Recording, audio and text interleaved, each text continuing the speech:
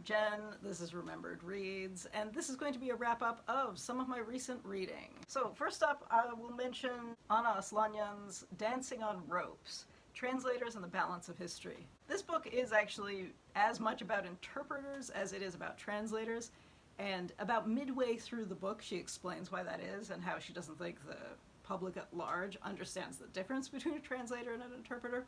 But through the first half, where she doesn't explain why she's done that, but she does use the words interchangeably, I could hear Cousin from Always Doing, who is an interpreter, complaining about that, because I've seen her complain about books that confuse them before, and so the whole time I was thinking, oh, she would hate that. And essentially this book collects stories from history and also a few from the author's own professional experience as a translator working in London and translating between English and Russian, of just sort of confusing stories and wars that almost started because someone translated things wrong. The dilemma of choosing whether to go for something literally or trying to keep the tone, and different translators who chose to do different things at different times, and sometimes a translator working in business would end up taking on a negotiation role because they'd be linking not just languages but cultures, and so the attitudes towards things like negotiation might be different, and so some of them would take that on themselves to translate the tone as well as translate what's being said, but others don't. And there are some great Cold War era stories about various politicians who were very fond of using really specific cultural idiom, and then translators having to work out how do you do that. Translators who became somewhat famous and wrote memoirs of the politicians they worked with and the ones who chose to stay in the background. And she has a great story herself of translating for a Russian man in London who is trying to make himself sound formal, so he uses really archaic Russian, and so she decided she had to translate that like it was Shakespearean English and fun stuff like that. So there are some great stories in here. Occasionally the tone of it felt kind of off. There was a sort of smugness to parts of it that I thought was a little bit of a turnoff, but the stories are so great that it doesn't matter. It is fun. And Dancing on Ropes is such a great metaphor for what translators do. So that's a fun one if you see it. Yeah, entertaining read. Not necessarily a lot of depth if you're curious about translation as a profession, but if you've never thought about it, I think it's fun, a fun starting place if you're into that. So that kind of ties into the novel that I read after that. This is The Center by Ayesha Manazir Siddiqi, and this is a book that starts out almost like science fiction and kind of moves in the direction of horror, but didn't end up being as horrific as I'd hoped it would be. Which hopefully isn't too much of a spoiler, but it's funny because the book opens almost as though it's a piece of contemporary fiction where we have a main character who writes subtitles for Bollywood films, and she is dating a man who is a translator of all kinds of languages, and she can't figure out how it's possible that he's done all of this. And then one day he shows up and he's learned Urdu over a week. She's like, how did that happen? And she finds out how it happens, and that's when we enter the science fiction-y phase. And eventually she gets more involved with this place, the center, and that's when it evolves into the horror side. And so it's a really fun ride in terms of how you have essentially these three separate genres that this book is playing with. And that was really entertaining. And it also manages to weave in some social commentary, although sometimes in a way that I think was a little too superficial, especially, and this is tough to talk about because this is in the final quarter, where she has conversations with people where there are multiple levels of things going on, and everybody's wrong and everybody's right simultaneously about social issues. And I thought that was really fun. Well, some of that I can talk about because earlier on, there's one point where she takes this boyfriend to meet her family. And there are levels where he's complaining about her obliviousness to class issues, and she's complaining about his obliviousness to racial and national issues.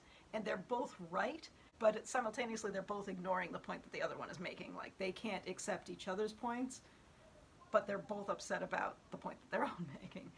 And so that's great, but as we go on and as we get into the final section, there are more things introduced that are playing with multiple things like that, but not in as satisfying a way. So I think that's a little disappointing. Regardless, it's fun. The blend of genres is fun, the stuff that happens is entertaining. So this was a fun ride, it was a quick read. I don't know that it was brilliant, but it was brilliantly fun. Let's flip back to some nonfiction. Next up, I read Maureen Ryan's Burn It Down, Power, Complicity, and a Call for Change in Hollywood. This is a book that I picked up because I had seen, oh, what was it? Was it in Variety? I don't remember. I had seen one of the chapters of this posted as an article online that was about the producers and creators behind Lost and the kind of gender and racial politics in the writer's room and who was getting fired and which characters were written about in which way and, you know, focus and all of that. And I thought that article was really interesting, so I had this on hold before it came out at the library. The rest of it I found somewhat less interesting. Now, to be fair, I had the issue with this, I'm going to talk about this with another book in a minute. I had not watched most of the TV shows that this talks about. I don't follow a lot of TV. I happen to have seen the first series of Lost, the first season of Lost, and so I knew about that, and I think that's why I liked that more. But I think for anybody who is more of a, what's the TV version of cinephile? I mean, it's about film too, but I think anybody who's more of a cinephile and more of a TV buff will enjoy this as a behind the scenes to a lot of different things and a lot of directors who are horrible, producers who are horrible, both in outright abuse terms, but sometimes just in being really unpleasant people and making that part of the culture behind filmmaking and TV making. And so it's interesting that way, but because I did, you know, a lot of it was about movies and TV shows I haven't seen, I didn't have a lot of grounding for it. So, I mean, it's not necessarily a book that worked for me, but I don't think that means it won't work for other people. So, there we go. On a similar theme, I also listened to the audio version of Samantha Irby's Quietly Hostile, which, like all her books, is a collection of humorous essays. Unlike the rest of her books, which I have thought were hilarious, I thought this was really boring, but I never watched Sex and the City, and a significant part of this is about her talking about Sex and the City, and then another significant part is about her experience writing for this reboot that I think is still on TV. She also has a long section where she's talking about the Dave Matthews Band, a band I don't listen to. So again, a lot of it was very tied to pop culture that I just didn't know about. Versus a lot of her past work where she's talking about general life things as opposed to so much media stuff. And I mean, some of this is just a factor of now she writes for television, so television is going to be a bigger part of her life than her earlier, like her first couple of books were when she was working as a receptionist in a veterinary hospital, and the book right before this was kind of about settling into suburbia with her wife. And this stuff is just very much about pop culture, and when it isn't pop culture that you're familiar with, it just can't be that funny because, you know, I'm sure this was funny for people who got it, but I just didn't. So, there we go. And finally, I read a play, Charles Fuller's A Soldier's Play. And this is a play that was first presented in 1981 and was made into a film then in the mid-80s. And it is about a group of Black American soldiers on a base during the Second World War. And you have the general racial politics at play because somebody has been killed, and there is a question of, was it an outsider? Was this a hate crime? Was it within the unit? Was it another military person? And it gets into the politics of that, but then also to respectability politics among the non-commissioned officers in the black unit and their attitudes towards each other. So and also they play baseball. And this is the play that won the Pulitzer for Drama the year it came out. This is the kind of play that I think would be great in a high school English or literature class. It feels exactly like it could be teaching material because there are so many points of that period of U.S. history that I think it would just be fantastic for that.